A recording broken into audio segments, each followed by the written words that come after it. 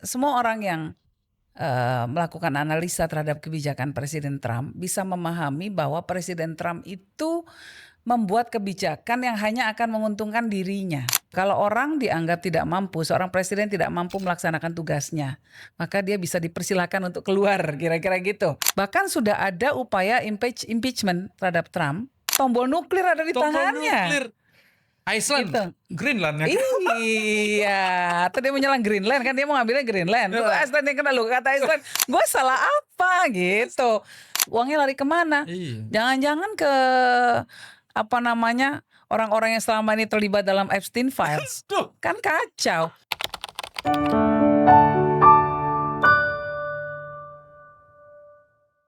Halo teman-teman Ruang Publik, apa kabar? Kita dalam beberapa waktu terakhir, sekitar 2 minggu terakhir, kita membicarakan soal Board of Peace. Ini menggelinding sampai sekarang. Di Indonesia yang terakhir adalah yang membuat ramai ketika Presiden Prabowo waktu itu mendukung inisiatif Board of Peace yang diinisiasi oleh Presiden Donald Trump. Ketika masuk ke Indonesia, awalnya banyak penolakan dari berbagai organisasi keagamaan, MUI yang paling kencang di antaranya. Tapi beberapa waktu kemudian ada pertemuan di istana yang pada akhirnya banyak menyatakan persetujuan. Nah, keterlibatan Indonesia ini juga di dalam Board of Peace itu memiliki konsekuensi yang juga menuai kritik, diantaranya karena harus mengikuti iuran 1 miliar US dollar, sekitar 16,7 triliun. Itu duit banyak sekali. Dan kritik juga banyak dilontarkan. Misalnya dari koordinator jaringan Gus Durian, Mbak Alisa Wahid waktu itu menyampaikan rilis yang mempertanyakan dan meminta presiden untuk menarik diri dari Board of Peace. Tapi salah satu muridnya Gus Dur, juga Ketua Umum PBNU Gus Yahya, dengan argumentasinya mendukung langkah Presiden Prabowo. Kita tidak meragukan keberpihakan terhadap Palestina sebenarnya. Yang menjadi menarik kita bicarakan adalah langkah yang dipilih. Apakah masuk ke dalam forum untuk ikut membicarakan dengan konsekuensi ABCD atau itu dianggap tidak efektif untuk mendukung Palestina. Nah, saat ini karena kita mau mencoba melihat fenomena itu dengan perspektif Gus Dur. Jadi karena sebagian besar dari kita termasuk saya pribadi itu senangnya itu kan panutannya adalah Gus Dur nih.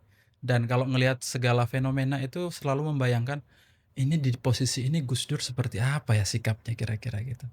Nah, hari ini kita datang ke kantor Wahid Foundation untuk ngobrol-ngobrol bareng Mbak Yeni Wahid.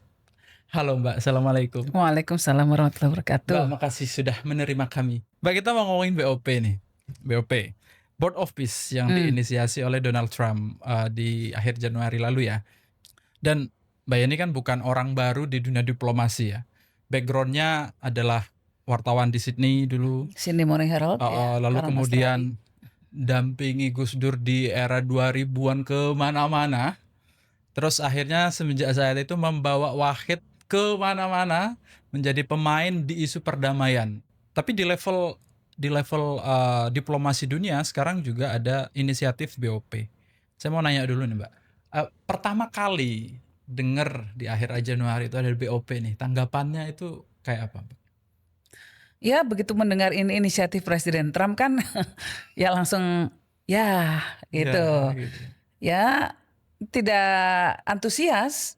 Tidak antusias karena kalau kita semua orang yang melakukan analisa terhadap kebijakan Presiden Trump bisa memahami bahwa Presiden Trump itu membuat kebijakan yang hanya akan menguntungkan dirinya.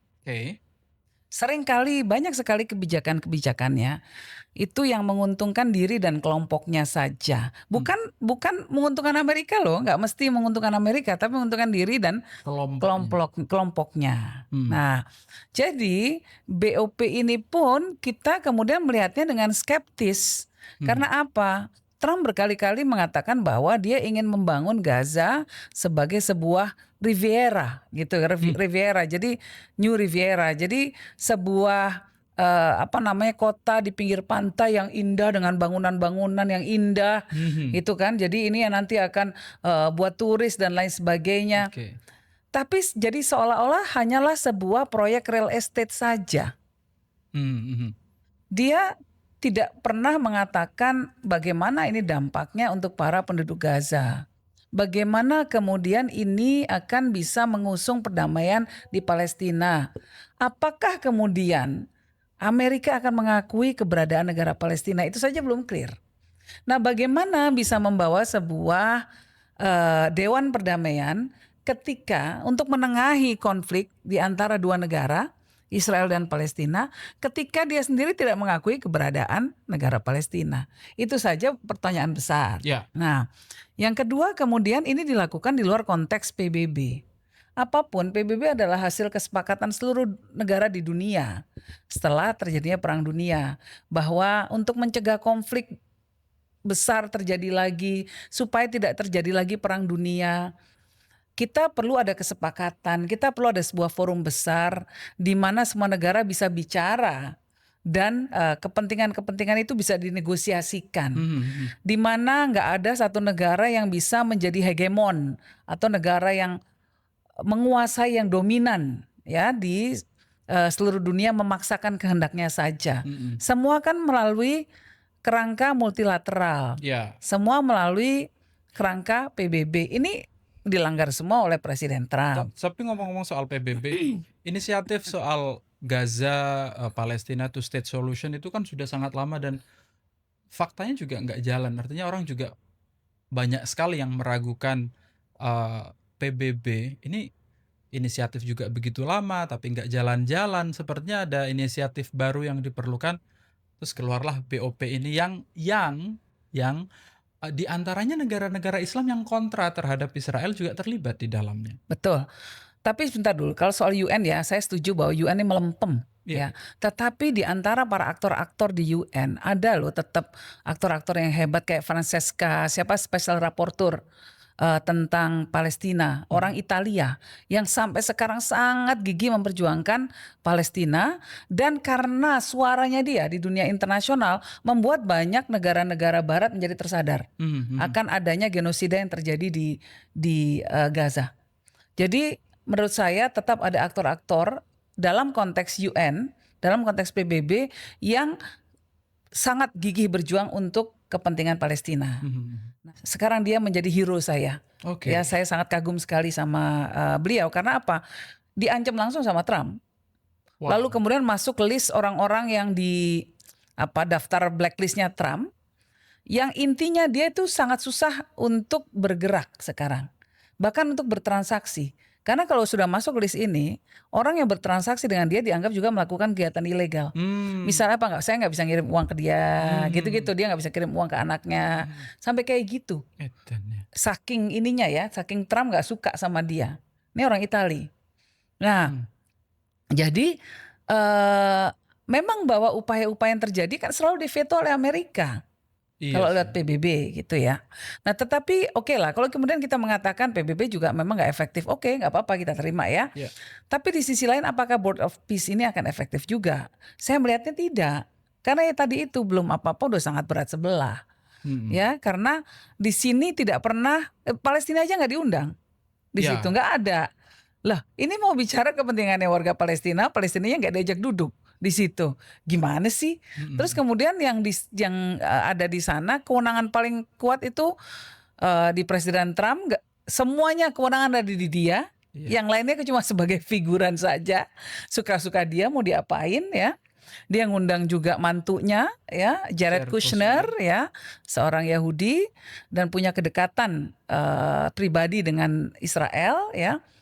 Jadi belum apa-apa kita sudah melihatnya, wah ini akan berat sebelah nih gitu. Yang kedua, apa sih yang mau dilakukan? Ya, plannya ini seperti apa? Rencananya seperti apa? Skopnya seperti apa? Apakah ada koridor kemanusiaan yang akan dibangun? Apakah kemudian ini dalam kerangka two state solution atau solusi dua negara di mana negara Palestina juga akan diakui keberadaannya gitu ya oleh Amerika. Lalu kemudian Israel posisinya seperti apa? Ini kan juga Israel masuk nih di Board of Peace ini. Nah, lalu kemudian masyarakat di Gaza ini selama rekonstruksi mau ditaruh di mana? Nah, kalau kita kembali ya kepada sejarahnya Palestina sendiri, masyarakat Gaza ini masih sangat trauma. Trauma bahwa kalau ini rencananya dilanjutkan, yang terjadi adalah mereka akan tergusur selamanya. Ya, kalau rumah-rumah mereka kemudian mengatakan, oh silakan Pak Trump bangun rumah-rumah kami gitu. Terus kemudian mereka disuruh minggir dulu, nggak bakal bisa balik. Itu ada kecurigaan itu. Karena sudah pernah terjadi tahun 1948 ya. Waktu itu dulu ada namanya Nakba. Nakba itu oleh orang Palestina ini terjadi perang kan waktu itu tahun 48. Bencana. Orang Palestina menganggap ini sebagai sebuah hari bencana. Buat Israel ini hari besar mereka. Ya. Nah, di sana terjadi pada waktu itu hampir 1 juta orang Palestina terusir dari rumahnya. Ya, ketika terjadi konflik. Mereka ngungsi, namanya lagi perang, lagi konflik, diserang, dibom dan lain sebagainya. Ngungsilah. Ya, keluarga bawa anaknya semua kemana-mana. Rata-rata lari ke Yordan, ada yang juga lari ke Mesir. Kan gitu. Nah, di Yordan saya pernah datang tuh, saya pernah lihat tuh kampungnya orang Palestina di sana. Penuh rumahnya. Penuh kecil-kecil semua, berhimpitan. Mereka sudah puluhan tahun tinggal di sana. Gitu. Nah, itu ada berapa juta orang sendiri sudah di sana, itu 2 juta mungkin. Nah, sampai sekarang mereka masih sangat berharap bisa pulang. Tapi ini yang sampai sekarang tidak pernah dikabulkan oleh Israel dan menjadi hambatan. Jadi hambatan terbesar untuk ada solusi permanen. Karena rumah-rumahnya udah diambil semua sama orang-orang Israel. Rumah-rumah yang mereka tinggali itu sekarang udah hilang. Nah, ini kan trauma yang nyata. Orang Gaza mengatakan lebih baik saya di sini aja di atas puing-puing ini. Saya bangun sendiri aja. Nggak usah dibangun Trump. Daripada hilang. Saya akan tetap di sini sampai mati. Gitu. Tapi Pak Presiden kan menyetujui, Pak Prabowo setuju terhadap langkah ini dan menganggap ini adalah pilihan yang saat ini tersedia untuk memperjuangkan Palestina dengan membangun platform bareng-bareng. Termasuk misalnya karena di dalamnya juga tadi banyak negara-negara Islam yang tidak setuju dengan Israel tapi ada di dalam Board of Peace. Iya, tapi yang paling jelas kita nggak bisa bicara soal negara-negara lain ya, tapi yang kita sendiri dulu deh. Ya, kita ini kan punya doktrin bebas aktif. Kita adalah penggagas non-aligned movement. Ya, kita justru yang kemudian menurut saya harus berdiri di atas kaki kita dan mengatakan, Pak Trump, kalau kamu ingin betul-betul sungguh-sungguh ingin membantu Palestina, karena Trump kan ingin banget dapat hadiah Nobel kan, Nobel perdamaian kan, sampai sekarang dia nggak dapat, karena dia nggak dapat dia mau nyerang Greenland, kan itu yang terjadi gitu kan. Nah, maka kamu harus fair. Tunjukkan kepada kami rencananya seperti apa. Ya, scope of work-nya ini seperti apa. Rencana kerjanya seperti apa. Tornya dulu tornya lah kira-kira ya, term of reference-nya itu seperti apa. Terus yang akan mengerjakan siapa? Yang ditakutkan kan para pengamat, banyak pengamat barat itu justru skeptis. Mereka mengatakan gini, jangan-jangan nih cuma proyeknya Trump aja sih, hanya untuk memperkaya teman-temannya yang para konglomerat itu, kontraktor-kontraktor, teman-temannya semua. Ada analisa yang mengatakan begitu. Ya, karena orang Palestina sendiri nggak pernah didengar. Iya. Lah ini rumahnya mau dibangun, kamu punya rumah, oke lah, mungkin karena terkena bencana, mau dibangun gitu ya. Tapi kamu suruh minggir, habis itu dibangun suka-suka, terus habis itu jangan-jangan kemudian akan dibagi sama orang lain, mau nggak? Kan kamu pasti pengen tahu dong, desainnya kayak gimana sih? Nah, dari awal nggak diajak ngobrol kita yang dari awal nggak diajak ngobrol. Nah, kalau menurut saya Indonesia bisa kemudian mengambil inisiatif justru melanjutkan gerakan non-aligned movement itu, gerakan non-blok ya, gerakan non-blok ya dulu di Bandung, dan kemudian mengajak banyak negara justru meminta Presiden Trump untuk jelas minta ada kejelasan gitu. Banyak sih yang berharap begitu sih Mbak. Waktu beberapa orang saya wawancara, kita punya sejarah konferensi Asia Afrika di Betul. Bandung. Apa yang kita perlukan untuk membangun itu kekuatan itu lagi Mbak ya? Ya saat ini menurut saya ini saat yang paling tepat karena apa? Sekarang ini ada kekuatan yang namanya middle power, middle power, kekuatan negara-negara tengah, negara menengah ya, kekuatan tengah ini gitu ya. Ini yang mencetuskan kemarin waktu di Davos dicetuskan oleh Perdana Menteri Mark Carney, Perdana Menteri Kanada. Pertama kali pidato keras banget, ya, yang intinya menentang hegemoni negara-negara adik kuasa. Ya jelas banget itu tentang Trump ya, dan Trump juga langsung tersinggung gitu kan kira-kira. Tapi intinya Mark Carney mengatakan bahwa ayo negara-negara tengah, negara-negara kekuatan tengah ini, termasuk Indonesia pastinya kan, yuk kita bersatu. Supaya kita nih gak diambang-ambingkan nih, sama Amerika, sama Cina, yuk kita bersatu. Jadi segala macam berkaitan dengan kepentingan dunia, kita bisa loh punya kekuatan itu. Nah menurut saya ini sambutan, ini ajakan harus disambut. Dan kita lihat negara-negara Kanada, Prancis, Inggris, Jerman itu kan sekutunya Amerika semua, gak ada yang dukung Board of Peace. Iya. Kan lucu gitu. Nah, memang banyak negara-negara yang bergabung itu karena saya lihat memang Trump ini kan unpredictable, tidak bisa diprediksi. Dan dia suka-suka. Dia kemudian akan ngancem-ngancem banyak negara, termasuk salah satunya dengan tarif. Bener. Itu ya kan. Dan begitu diancam tarif memang tidak semua negara punya kekuatan untuk melawan kembali. Indonesia banyak sektor kita memang yang masih sangat akan terdampak oleh tarif ya. Sektor perikanan, sektor tekstil, aparel, sepatu dan lain-lain sebagainya itu akan terdampak besar. Nah, tentu Presiden Prabowo mungkin ingin memperjuangkan agar tarif nggak ditinggiin lagi. Karena begitu ditinggiin maka kemudian banyak pabrik-pabrik yang susah, pasti dia lawan Cina, tambah dia harus naikin harga lagi kalau ada tarif, susah bersaing, nanti ada pengangguran lagi. Saya mengerti dari sudut pandang itu, ya.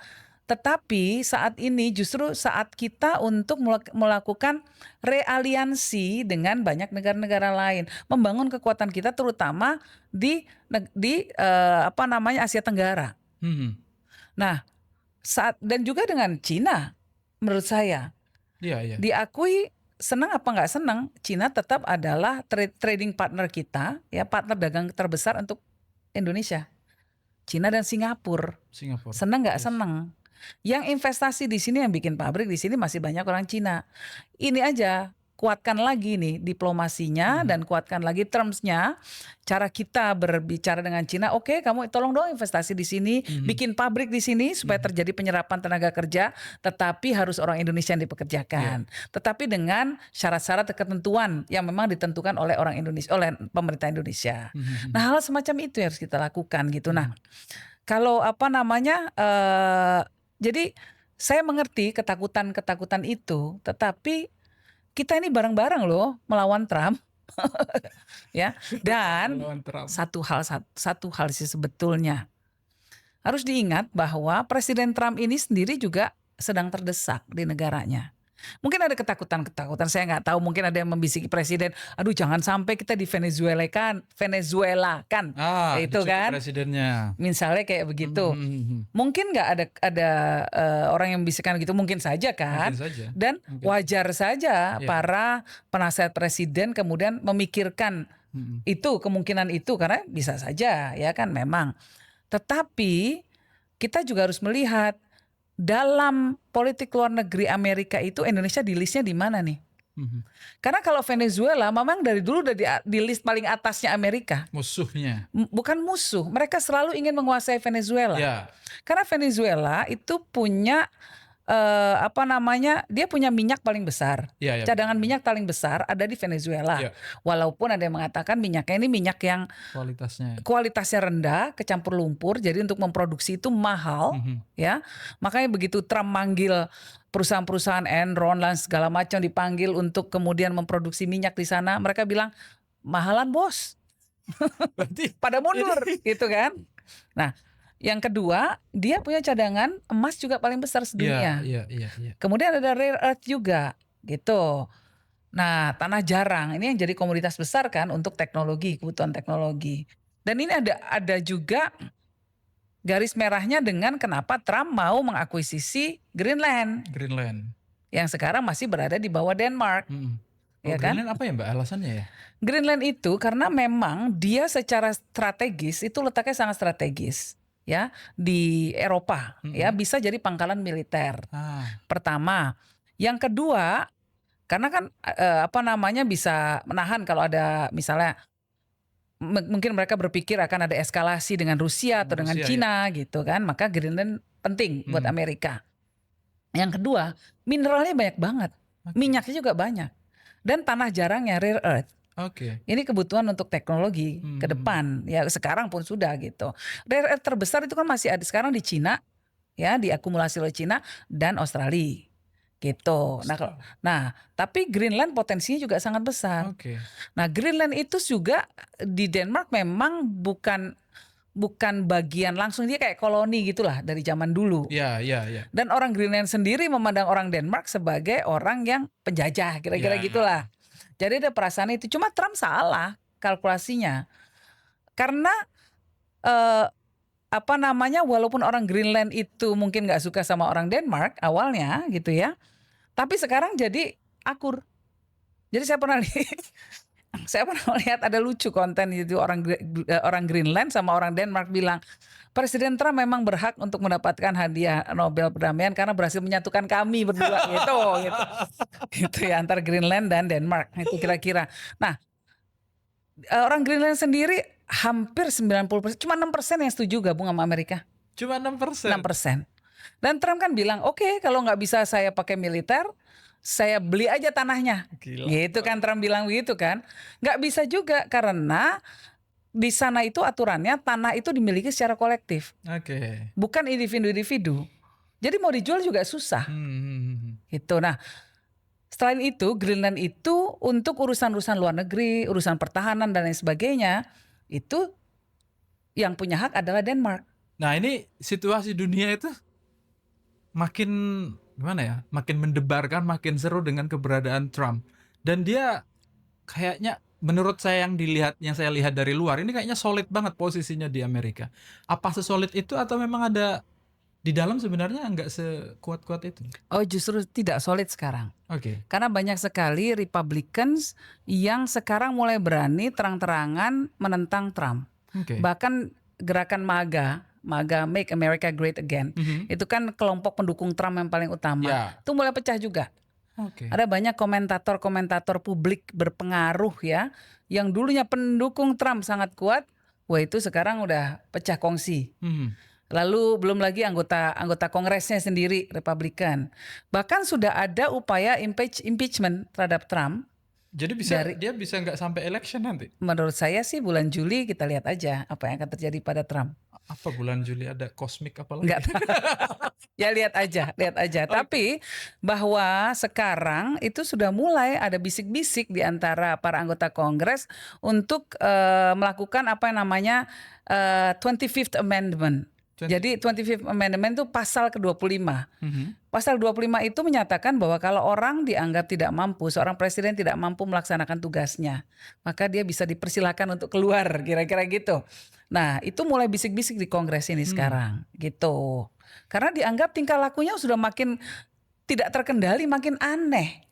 Sekutunya sendiri mulai dilemahkan, negara-negara sekutu mau nyerang Greenland itu kan punya sekutu, temennya sendiri gitu ya, ibaratnya mau masuk ke pekarangan rumah temennya, ya kan, terus mau diambil, ya marah lah gitu kan, melemahkan NATO, lalu kemudian suka-suka dia soal Board of Peace ini juga ya. Yang terakhir kalau dalam politik dalam negeri Amerika sendiri, dia memerintahkan Jaksa Agung Amerika untuk mengadili gubernur BI-nya sana. Padahal yang namanya gubernur BI itu harus independen, nggak boleh diintervensi oleh eksekutif gitu. Ini kaget semua. Jadi dianggap sudah mulai eratik gitu. Nah sekarang mulai ada para pembicara-pembicara di Amerika, bahkan ada analisa-analisa.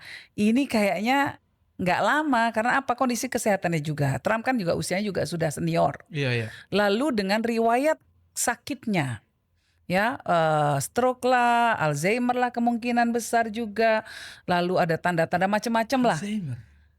Banyak yang menduga seperti itu. Banyak yang menduga seperti itu gitu. Kalau melihat menganalisa tindak tanduknya. Suka nggak bisa bedain antara Greenland dan Iceland. Lah ini yang mau dicaplok yang mana? Yang mau dicaplok Pidato yang resmi mana ini? loh, pidato resmi di Davos. Ini contoh-contoh gampangnya gitu. Astagfirullah. Loh, suka keliru gitu-gitu Orang paling misalnya. berpengaruh di dunia. Makanya dan tombol nuklir ada di Tombol tangannya. nuklir. Iceland, Gitu. Greenland ya. Iya, tadi mau nyerang Greenland kan dia mau ngambilnya Greenland. Lu Iceland yang kena lu kata Iceland, gue salah apa gitu. Ya ini yang ditakutkan karena Amerika tetap memegang persenjataan paling kuat sedunia. Benar. Dan berbahaya sekali gitu kalau presidennya yang punya kontrol terhadap persenjataan nuklir paling canggih sedunia ternyata dianggap tidak punya kemampuan untuk bisa melakukan analisa secara baik gitu. Apakah suatu kondisi ini memerlukan nuklir atau tidak? Tapi rata-rata presiden Amerika pasti akan mencoba untuk menahan agar tidak terjadi serangan nuklir. Kenapa? Ya Perang Dunia III lah. Perang dunia. Pasti perang dunia gitu. Nah dengan Trump ini kan nggak bisa diprediksi sama sekali. Iya. Yang sebetulnya juga bagus juga di sisi lain. Kenapa? Kalau buat Palestina agak bagus juga. Bagusnya? Kenapa gini? Jadi lucu juga karena Trump ini dia akan merespon terhadap sesuatu yang berkaitan langsung dengan kepentingan dirinya dan kepentingan keluarganya. Oke. Jadi pernah Israel itu menyerang Qatar. Oke. Karena dianggap markasnya Hamas di sana. Ya. Kalau presiden-presiden Amerika dulu mungkin akan dukung. Tapi begitu Trump langsung bilang, stop. Ternyata kenapa? Karena Qatar mau ngasih Trump pesawat. Dan anaknya sedang berbisnis di Qatar. Jadi di sini pun Israel kelabakan. Oke. Israel jadi bingung, aduh gitu. Kalau mungkin presiden-presiden yang dulu di kantongnya lah akan ikut karena kan memang lobby Israel luar biasa ya. Lewat AIPAC. AIPAC itu betul-betul menjadi sebuah organisasi yang bisa mewarnai kebijakan luar negeri Amerika. Karena dia memberikan donor, dia nyumbang kepada para politisi Amerika. Nyumbangnya pun terbuka. Bukan nyogok, bukan nyogok. Kalau di sana kan ya kita kan berasumsi bahwa ini yang terbuka ini, yang terbuka saja bisa kelihatan. Jadi makanya masyarakat sana bisa ngerti. Ini siapa yang dikasih bantuan sama AIPAC gitu. AIPAC ini adalah sebuah organisasi lobbynya Israel. Itu termasuk di dalamnya kita banyak orang Indonesia lebih ngerti Hasbara segala macam itu kan program-program yang dibuat untuk menetralisir citra Israel di mata dunia. Nah itu kira-kira. Nah jadi kembali tadi jadi Trump ini sekarang posisinya sebetulnya nggak sesolid dulu, nggak sekuat itu, nggak sekuat dulu. Apalagi nanti kalau ada midterm election, ya. Jadi kalau ada pemilu paruh waktu, itu bulan November. Bulan November akhir tahun ini. Itu memilih apa? Memilih Kongres, anggota DPR-nya. Oke. Nah itu kemungkinan besar Demokrat, Partai Demokrat yang akan menang. Oke. If Demokrat menang, Trump bisa diimpeach karena bisa angkanya cukup di DPR-nya, di parlemen. Bisa jatuh itu berarti. Bisa jatuh. Gitu. Walaupun kalau pandangan saya jatuhnya akan sebelum itu. Oke. Berat ini prediksinya, berat bos. Berat ini. Gitu. Jadi kita ini ya menurut saya situasi dunia yang sangat tidak jelas ini, di mana ini semua ini kan kayak kayak bidak permainan, ini masih lagi disusun nih. Lebih baik Indonesia nggak ikutan dulu, jangan naruh posisi, gitu loh. Ini nggak usah jauh-jauh, nggak usah tentang Amerika. Hubungan kita antara sekarang di negara-negara Timur Tengah sendiri pun juga pecah kan? Jadi antara Saudi dengan Emirates itu sekarang pecah, benar-benar pecah. kita dulunya nganggap semua satu tim kan, memang satu tim semua gitu. Nah, sekarang terpecah gara-gara Yemen. Di Yemen iya, karena UAE itu, Emirat itu membantu yang namanya Yemen Selatan, STC, ya, kelompok STC dibantu oleh Yemen. Saudi maunya Yemen, nah STC ini mau memerdekakan diri, ya kan? STC mau memerdekakan diri, mau jadi Yemen Selatan independen, jadi negara merdeka. Nah, sementara yang utara ke Saudi. Tapi Saudi juga bilang jangan pecah-pecah, Yemen harus jadi satu, gitu. Nah, Saudi posisinya di sana. Nah, terus Saudi melihat bahwa dalam pandangannya Saudi, UAE ini terlalu jauh nih, memberi intervensi dan memberikan bantuan, termasuk bantuan senjata dan lain sebagainya kepada STC, gitu kan? STC ini juga ada linknya ke Israel. Terus terang gitu ya. Nah, jadi buat Saudi ini membahayakan, ini kan dekat, kan di bawahnya langsung, dekat. Makanya kemarin Mukalla itu dibom sama Saudi. Di situ aja kelihatan langsung, wah pecah kongsi nih. Nah artinya ini lagi pecah kongsi, lagi di sini lagi menata diri. Ini semua dunia sedang menata diri, ya. Belum jelas porosnya. Jadi poros-poros yang ada, kita tidak terlibat. Sebaiknya kita nggak usah terlibat secara gegabah. Lebih baik kita jangan investasi uang, masukin uang, apalagi 17 triliun, 16 triliun, 17 triliun, ya, ke sebuah hal yang belum pasti. Lebih baik uang 17 triliun itu dipakai untuk kepentingan masyarakat Indonesia. Apalagi sekarang 17 triliun itu kalau membayar BPJS yang kemarin masalah, yang sedang masalah 11 juta orang itu bisa membantu banyak sekali masyarakat. Bener, yang nggak bisa cuci darah, yang kena kanker dan lain sebagainya, bisa dibayar semua dari uang ini. Kalau saran saya, lebih baik ya udahlah, udah terlanjur nih masuk Board of Peace, ya udah. Cuma kalau disuruh bayar pelan-pelan aja, jangan dibayar dulu. Nah, kan udah terlanjur. Kalau kemudian langsung dicabut keanggotaannya, nanti marah Trumpnya. Trump marah, dia ngawur, dia aneh-aneh, katakanlah gitu. Dinaikin lagi tarifnya, naikin tarifnya, nanti pabrik-pabrik, perusahaan-perusahaan kita kena, ya kan?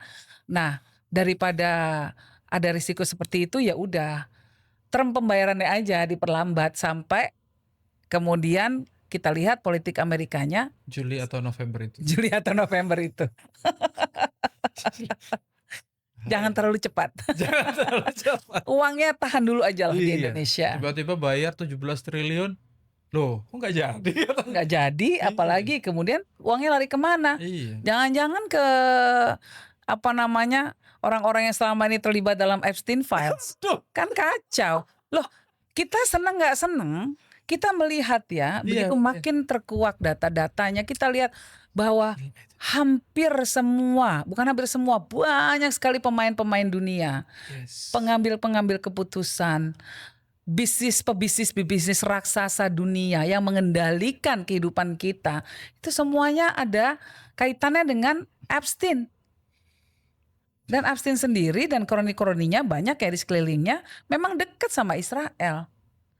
Itu fakta gitu loh. Jadi ya apa ya, orang yang masuk dalam Epstein Files itu kita bisa berasumsi bahwa mereka hidup kakinya udah diikat. Ya kan? Kakinya sudah terikat. Karena kalau ada data-data misalnya mereka ngapa-ngapain lalu diancam mau dikeluarkan, ya pasti kan nggak berani. Nah ternyata begitu keluar sekarang, dipaksa dikeluarkan ini ya, karena keputusan politik di Amerika dan Trump nggak bisa menahan itu lagi. Setelah sekian lama dia berusaha menahan, akhirnya nggak bisa juga tahan ya, akhirnya keluar 3 juta files dan kita mulai lihat, mulai disisir satu-satu oleh netizen global ini, kan isinya bikin mau muntah ya. Dan coba bayangkan, bisa Prince Andrew aja, Pangeran Andrew aja bisa kayak begitu. Kebayang nggak kalau dulu sebelum files ini keluar, kekuatan apa yang dimiliki oleh seorang Epstein untuk mengontrol semua orang-orang ini? Bill Clinton, George W. Bush, Bill Gates, Elon Musk, Andrew, semuanya. Kan ngeri. Ngeri. Kriegsheimer, si siapa namanya, terus kemudian Perdana Menteri Inggris lah, banyak banget yang Iya. ada di kantongnya nih semua nih. Jadi Dan kita bisa berasumsi bahwa jangan-jangan ada intervensi terhadap kebijakan luar negerinya dari dulu. bisa jadi ya dia punya kekuatan sebesar itu mengendalikan orang di level itu. Ini dunia ini kayaknya lagi saya nggak tahu bahasanya itu ngeri-ngeri sedap atau bagaimana atau mengkhawatirkan. Pemimpin dunia kita punya Donald Trump. Ada sekarang tadi itu Epstein. Ya, Lalu di berbagai negara tadi bahasanya Mbak ini kan penataan kalau kita tidak mau menyebut konflik ya ya. yang mengkhawatirkan. Mestinya ada tanda-tanda lah ya. Oh ya, Mestinya ada tanda kosmik, tanda-tanda langit. tanda-tanda langit yang mungkin untuk sebagian orang bisa dibaca tapi menurut sebagian besar orang enggak. Mbak ini ngelihatnya gimana, Mbak? Karena kemarin sempat kan nyinggung kosmik gitu. Oh, oke. Ya memang kalau para ahli kosmos kan melihat apa yang terjadi di langit itu mencerminkan apa yang terjadi di bumi. Ya, terus Ya kalau dalam khasanah Islam sendiri ya, ahli kosmos salah satunya kan Ibn Arabi. ya. Ya, kan beliau juga mengatakan pernah ya, fi kulli kiran sir intiqal muluk. Jadi di balik pergantian planet, di balik tata planet ini, planetnya terletak di mana? Di situ ada misteri tentang pergantian kekuasaan. Oke. Jadi adanya Epstein Files ini dibuka di publik, buat saya tidak mengagetkan, karena banyak ahli kosmos itu melihat, oh ini ada namanya planet Neptune. Oke. Neptune itu melambangkan ilusi, Itu Neptunus melambangkan ya? Neptunus, melambangkan hal-hal yang tersembunyi, Oke. melambangkan hal-hal yang mungkin nggak nyata, ilusi lah gitu, kira-kira gitu ya, tersembunyi. Nah sekarang sedang barengan nih sama Saturnus. Saturnus itu hal yang nyata banget deh. Oke. Saturnus itu perbaikan. Oke. Saturnus itu kalau kita tidak memperbaiki diri kita akan kena masalah.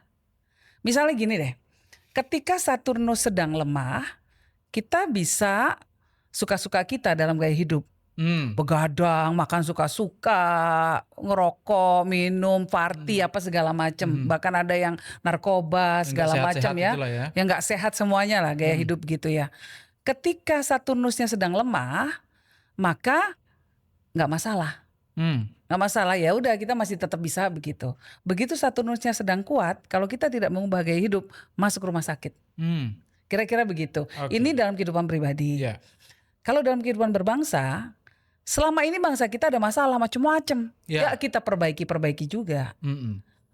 Ketika gak kita perbaiki, yang terjadi apa? Letupan, konflik, amarah. Oke. Nah ini kan yang terjadi sekarang. Kemarin pada waktu Agustus itu posisi Saturnus di Aries. Nah Aries itu apa? Keberanian, kemarahan. Bukan kemarahan, keberanian, lalu action gitu. Orang yang Arisnya kuat, atau ketika Aries sedang kuat, orang jadi berani mau ngambil resiko.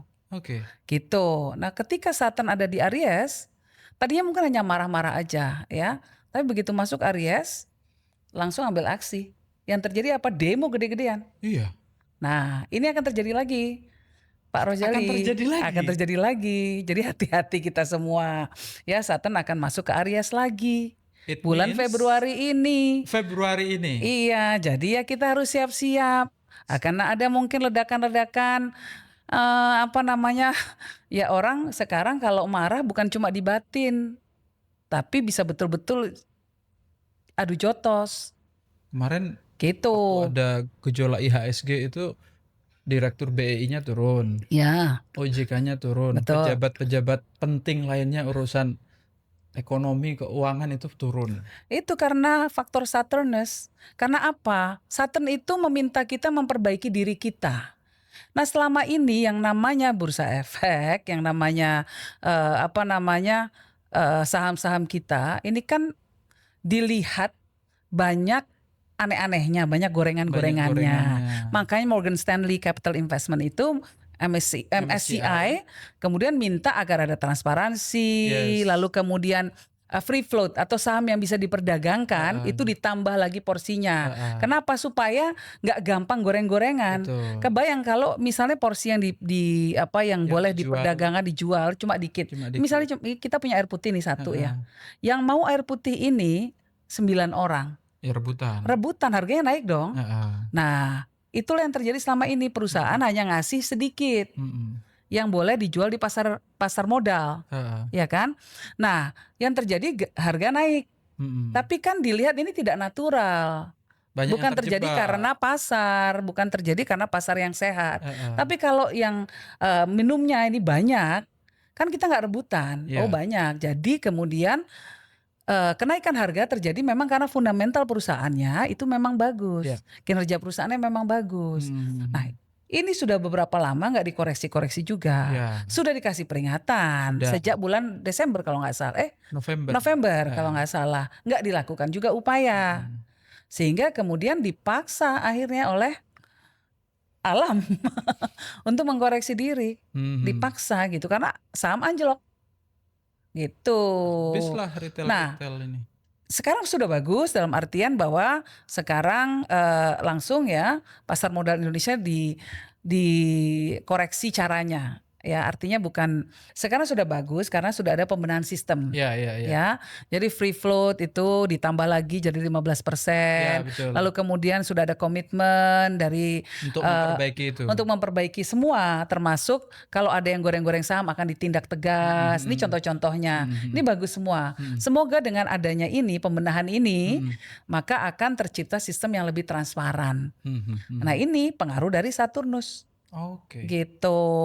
Nah, satu hal lagi nih yang saya mau ngomong juga, Pak Rozali. Sekarang yang namanya planet Pluto, ya, planet Pluto itu adalah planet yang kaitannya dengan kekuasaan, power gitu. Dulu ada di Capricorn. Capricorn itu sistem pemerintah dan lain sebagainya.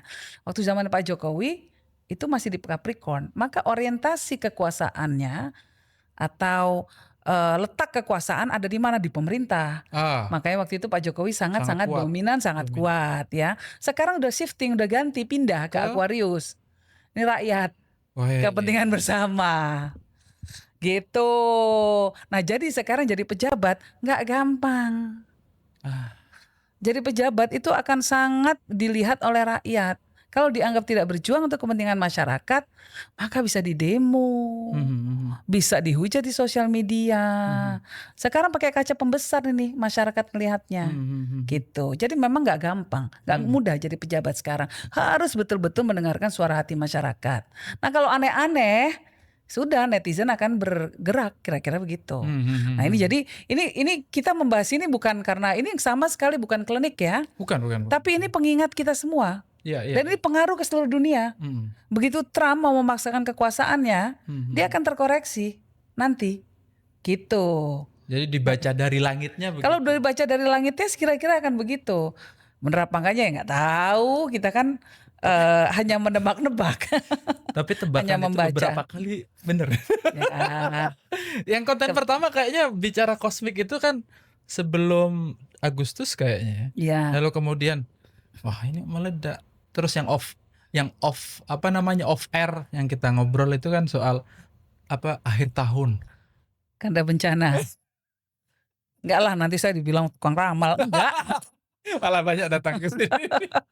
Iya, tapi kira-kira begitu sih. Kita harus bisa membaca tanda-tanda zaman. Kira-kira kan itu saja. Dan ini adalah ini matematis, hitungan matematis. Karena saya percaya bahwa Allah SWT, Tuhan itu menciptakan bumi dan alam semesta beserta isinya dengan formula-formula tertentu.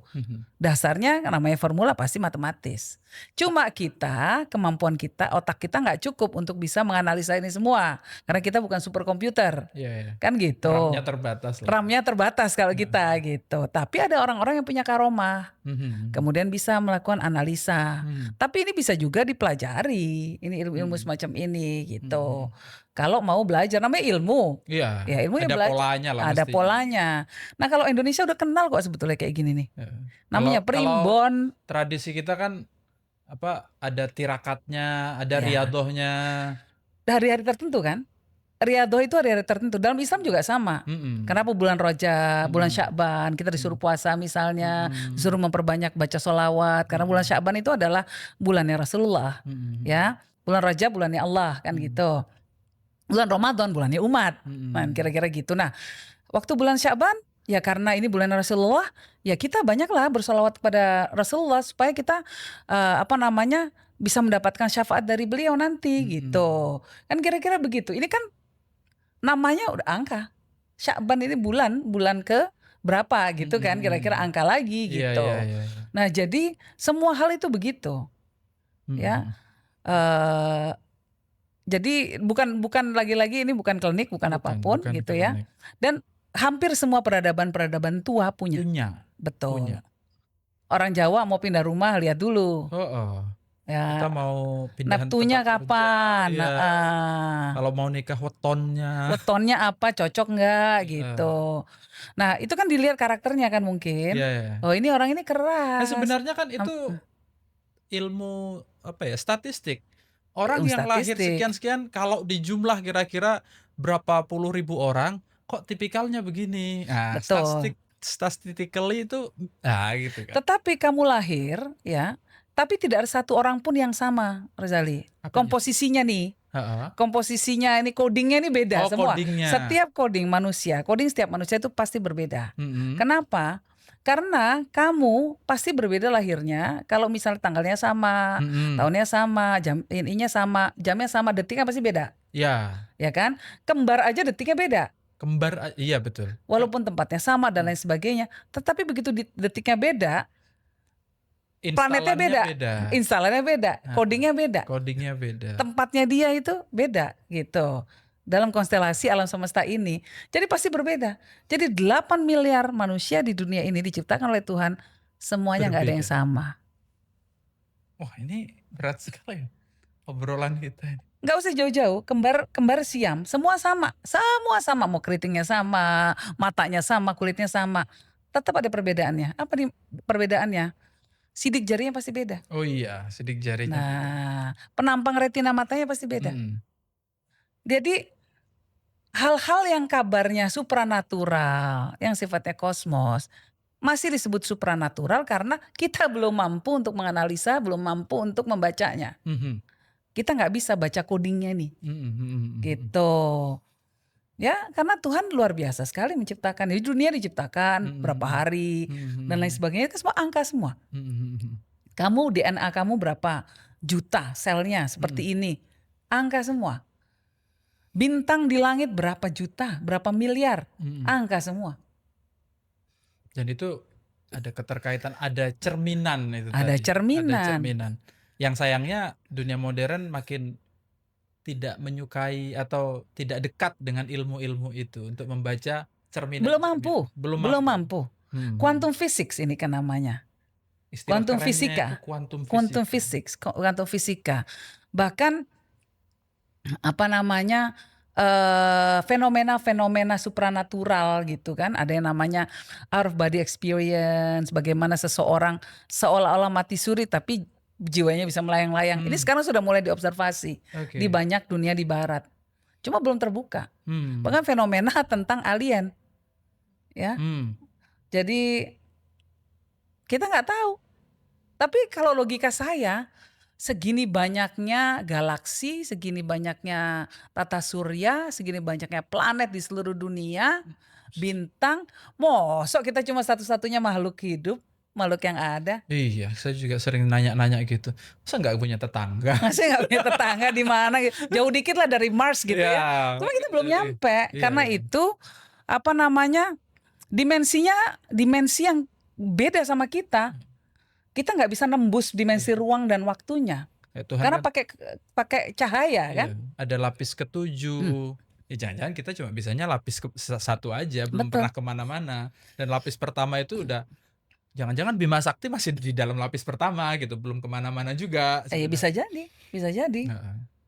Nah tapi kan kita sekarang banyak ilmuwan bisa mengatakan bahwa ada miliaran bintang galaksi di luar sana, tata surya di luar sana, ya kan?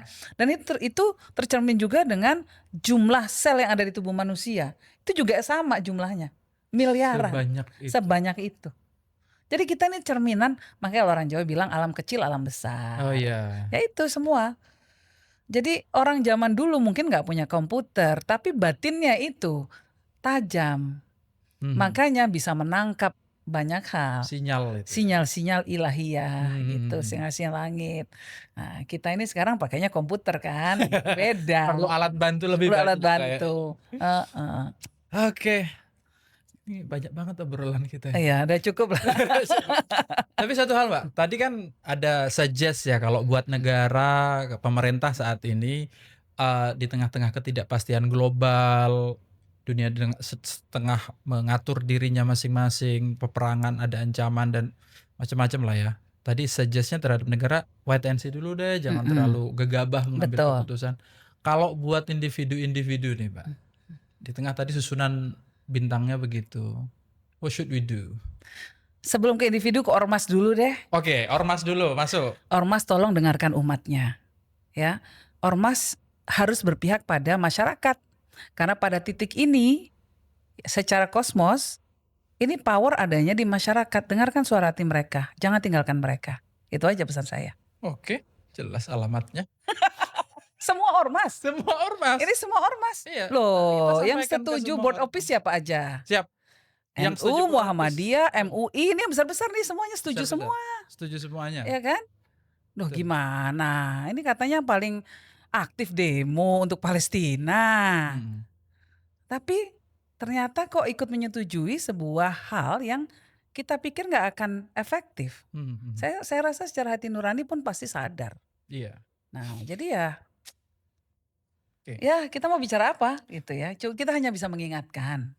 Nah, ketika elit ormas sedang tidak berada bersama dengan suara hati nurani rakyat, saya rasa rakyat harus kompak. Kita harus saling membersamai langkah kita semua untuk mencapai negara yang lebih baik. Ya, kalau negara tidak bisa turun tangan untuk kepentingan masyarakat, kita rakyat harus saling tolong menolong. Nah, kalau dalam konstelasi kosmik, kosmos sih mungkin bahasa Indonesia, sorry. Dalam konstelasi kosmos, karena sekarang Saturn-nya sedang menguat, apa yang harus diperbaiki dalam kehidupan kita, itu kita perbaiki. Misalnya selama ini hubungan dengan istrinya kurang baik, komunikasinya perbaiki deh. Misalnya selama ini gaya hidupnya kacau, perbaiki deh. Misalnya selama ini keuangannya kacau, dia suka boros. Nah sekarang coba untuk membuat perencanaan keuangan lebih baik. Ini contoh-contohnya. Jadi Saturn itu memang soal perbaikan sistem, mengatur agar kita menjadi lebih baik lagi, bisa naik kelas. Ini momen paling bagus. Jadi yang mau kurus, inilah saatnya karena Saturn akan menolong upaya kita untuk slim down, untuk bisa turun berat badan. Nah saya sedang menggunakan kesempatan ini juga. Oke. Mbak Yani terima kasih banyak obrolannya. Pandangannya soal banyak hal ya kita bicarakan. Mulai dari soal Trump, soal dunia Arab, terus kondisi di Amerika, kosmik, dan banyak hal termasuk urusan-urusan yang individual, apa yang mesti kita lakukan di tengah-tengah kondisi yang saat ini. Saat ini itu kondisi dunia yang kelihatan oleh mata kita atau kosmik yang sebenarnya mungkin nggak kelihatan oleh sebagian kita, tapi oleh sebagian orang bisa diprediksi, ada polanya itu tadi. Kita jumpa lagi di kesempatan mendatang dengan tamu-tamu yang luar biasa. Assalamualaikum warahmatullahi wabarakatuh. Waalaikumsalam.